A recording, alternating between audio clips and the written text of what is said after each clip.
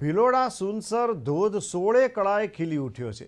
ભિલોડા પંથકમાં પડેલા ધોધમાર વરસાદને લઈને ધોધ સંપૂર્ણ જીવંત થયો છે।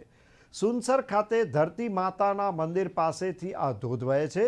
ધોધ સંપૂર્ણ જીવંત થતાં સહેલાણીઓની સંખ્યામાં પણ વધારો થશે।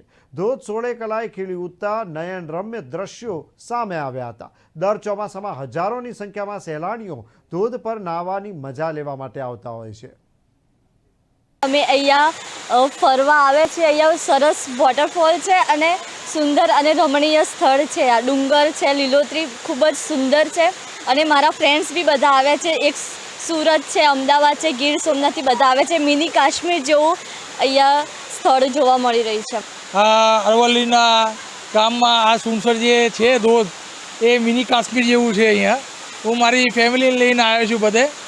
બહુ સરસ લાગે છે, બહુ અલગ લાગે છે, અલગ જ લાગે છે બિલકુલ। બહુ મજા આવે છે ખરેખર। ચોમાસાની આ ઋતુમાં તો બહુ જ ખાસ કરીને તો આ જે 2 દાડામાં અત્યારે જે વરસાદ પડ્યો છે, આ ધોધ જે પડે છે, મજા આવી ગઈ।